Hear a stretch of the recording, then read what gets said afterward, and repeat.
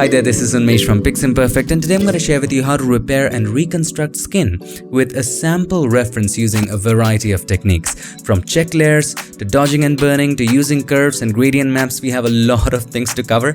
So without any further ado, let's get started.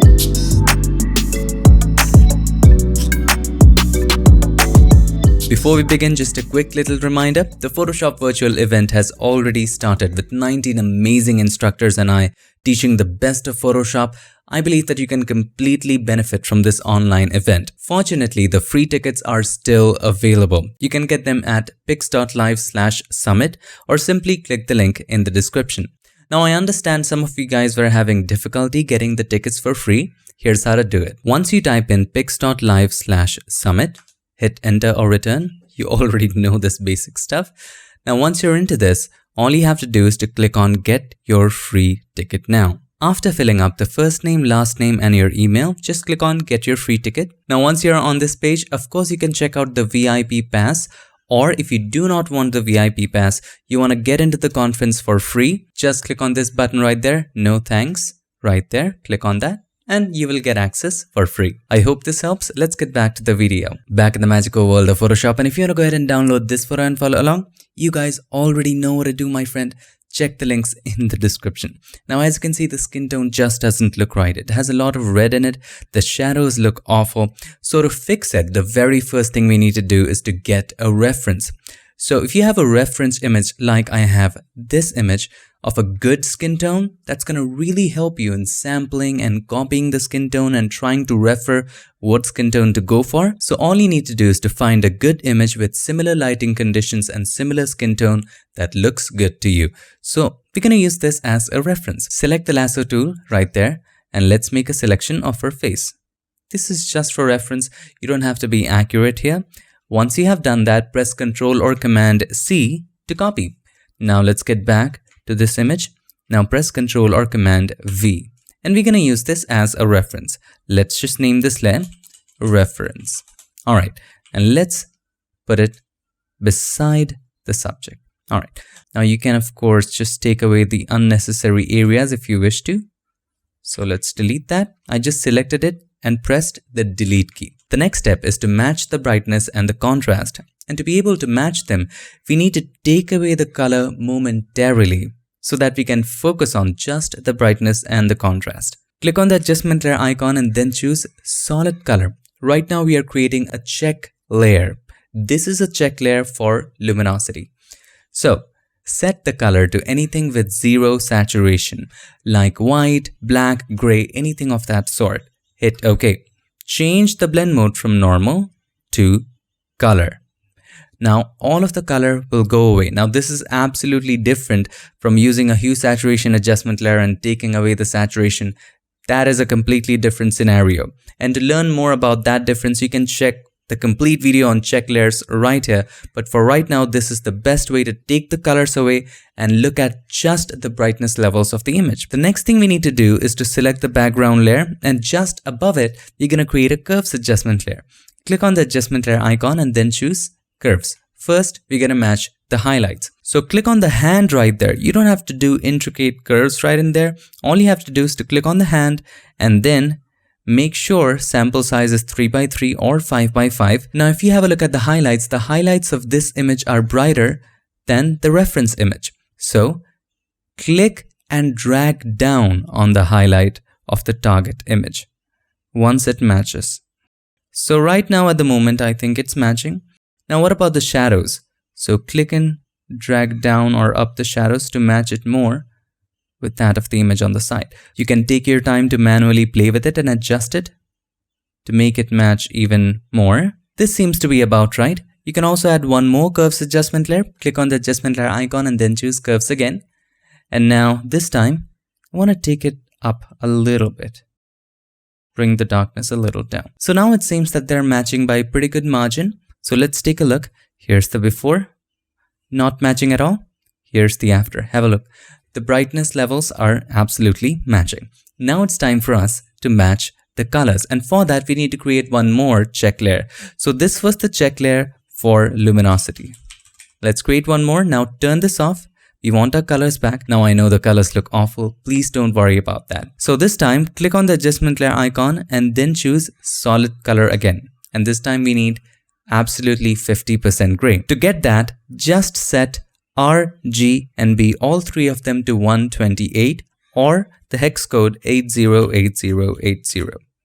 Or simply H0, S0, and B 50, which means brightness 50, no saturation, hue doesn't matter. Hit OK. Now change the blend mode from normal to luminosity. Again, if you want to learn how that works, check out the video on check layers. It's linked up in the description. But right now you will only see colors, flat colors, nothing else. No brightness levels, just plain colors. Now let's go back, go down and create one more curves adjustment layer. Select the topmost curves adjustment layer and we're going to create a curves on top of that. Click on the adjustment layer icon again and choose curves. Now this time we will play with R, G, and B channels. So here, let's go with the red first. Simply select the hand right there. And now just click and drag down or up to see what matches more with that of the sample reference. So if I drag it up, it's not matching, it's taking it away. But if I drag it down, look, it's matching more and more. So we're going to keep it at about this area. Now you can try manipulating other areas as well. So you can try creating a point right here, taking it up or down and see what that does. So if I take it down, we are getting a little closer. All right, let's create a point at the top and see what it does. If we take it up a little bit, it does help. All right, let's move on to the green channel. Now with the green channel, again with the hand, just click and drag it down or up to see what matches the most. To make small increments with the point selected, use the arrow keys to take it up or down, slowly and gradually. You can try creating one more point in the highlights. All right, let's go with the blue channel. Similarly, click and drag it down or up to see what looks better. You can also use the arrow keys. Let's create a point on the right hand side. All right, now it looks pretty similar. Once you're satisfied, just turn off the check layer. And this was for color check. All right, let's turn it off and have a look right now. It's matching a lot. So here's the before, not matching at all. Here's the after. We are so much closer. Now let's create one more curves adjustment layer, and this time we will do it without the check layer. Sometimes we just need to eyeball it as well. Just above the last curves, click on the adjustment layer icon and then choose curves again. And this time, let's go back to the reds and just take it down from the middle. There you have it. Just go to the greens, take it up or down and see which one works best for you. I think in the middle it's fine. Let's go with the blues and test it. I think it's all right the way it is.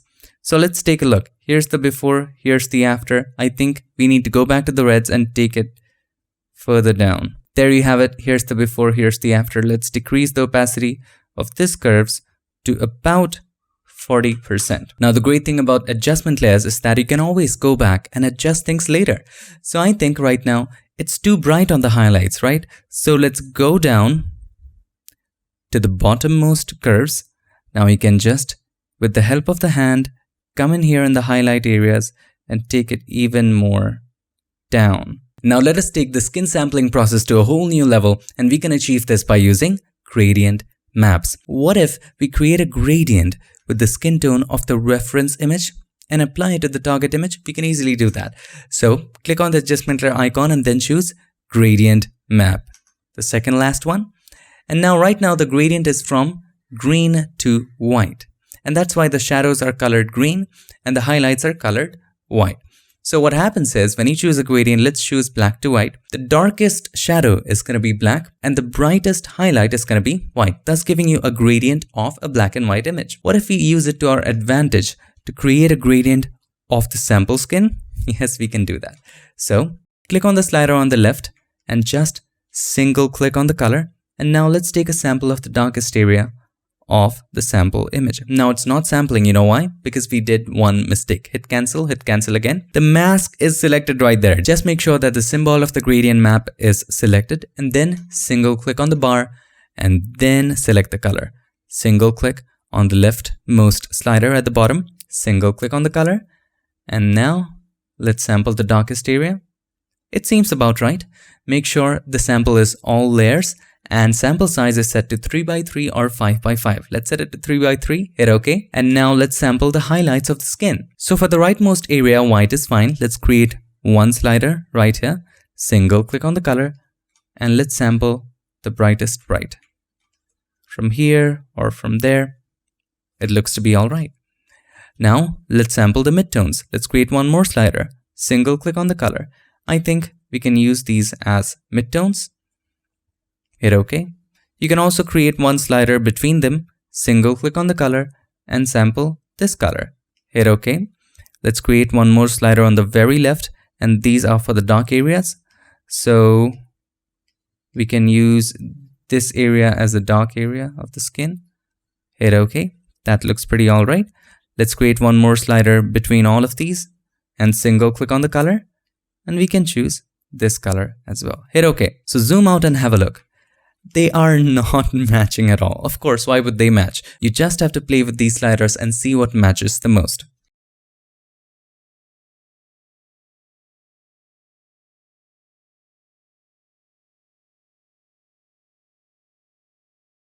Now to me, it's matching pretty close. Hit OK once you're satisfied and simply just decrease the opacity. For this example, let's set the opacity to about 60%.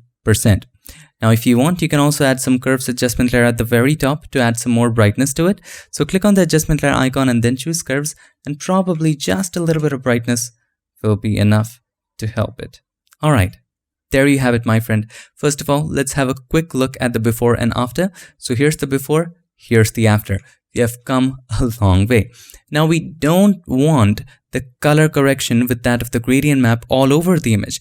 It's making the skin better, but it's also coloring the other areas. So we need to mask it out. So click on the mask of the gradient map and press Ctrl or Command I. Now take the brush with white as the foreground color. Take a soft round brush and just simply paint on the skin.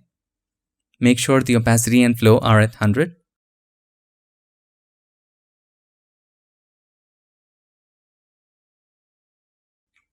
Now paint with black on the eyes and the lips. Take it away from them. Press X to toggle between the foreground and the background. And then just simply paint over the lips. Similarly, the eyes.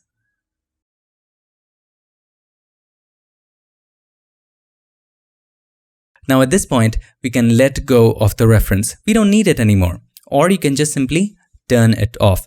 Now whatever we will do will be to improve the current image. We have already achieved a pretty good skin tone. Let's see where we can take it from here. First of all, let's try to add some more contrast and brightness. And you know, we just love curves. I think we have already added 100 curves by now. So let's add one more. There's always room for an extra curve. Always. So now, let's make it a little brighter. Let's not make it too bright that we start to lose details. About this is fine. You can add a little bit of contrast if you want to, but just brightening is pretty good. Before, after, just a little brightening. Before, after. See that? Now if you have a close look at the image, I find that the shadows are too dark and we have to get the details back in the shadows. And the easiest way to do that, in my opinion, is actually using the camera raw filter. So let's go ahead and create a layer at the top and press Ctrl, Alt, Shift and E.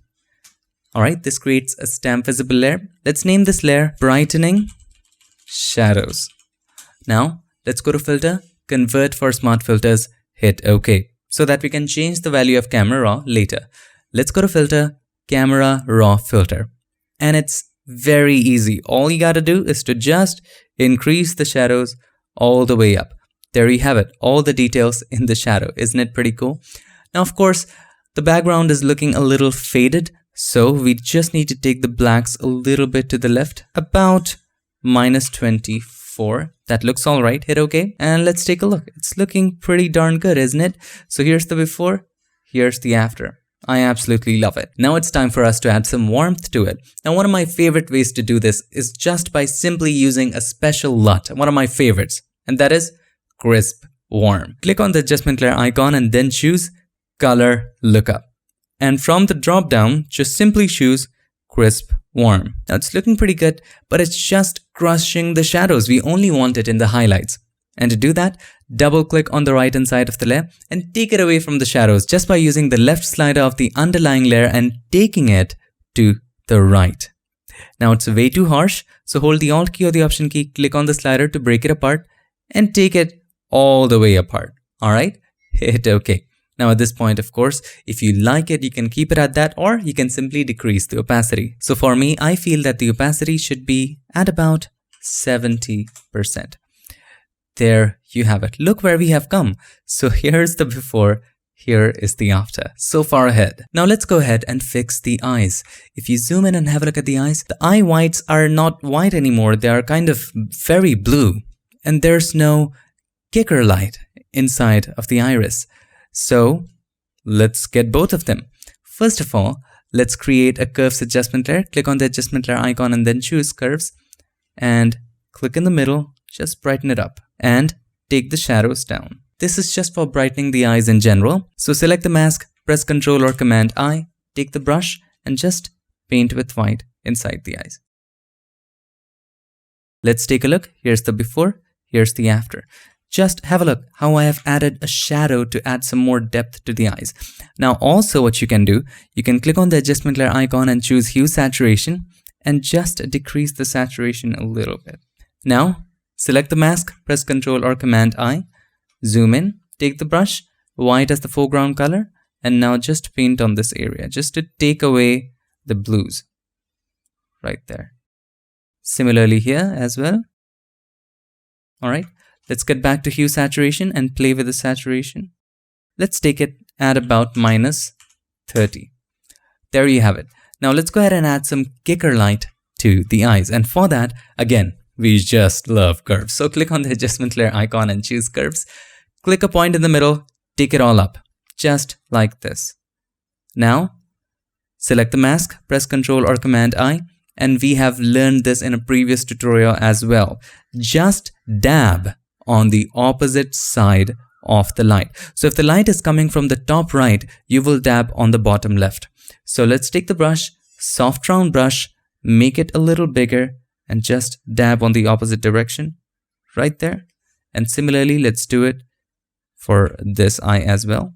Now let's take it away from the unnecessary areas. Press X to toggle between the foreground and the background. This time the foreground color is black. Now let's take it away from the rest of the areas. Take it away from the pupil, don't forget that. And now let's delete this. Similarly in this area.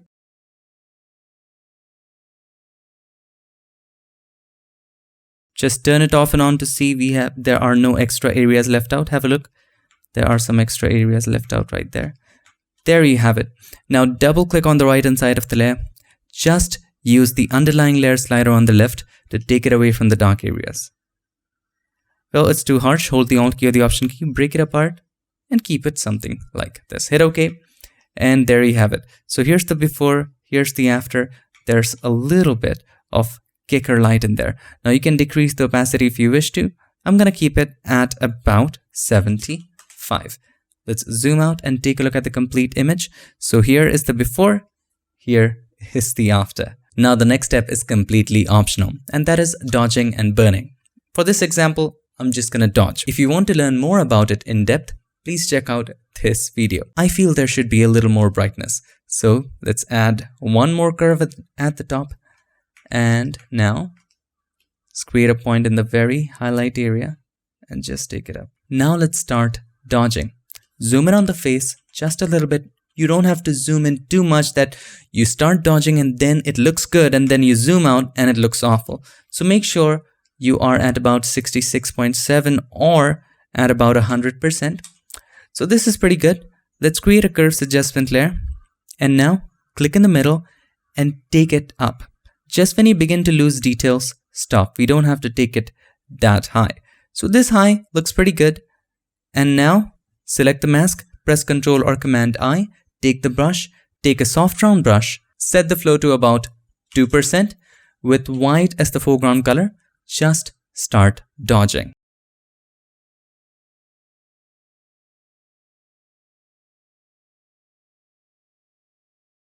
Alright, take a look. Just 1 minute of dodging and burning got us this far. Here's the before, here's the after. Look at the anomalies that we are taking care of.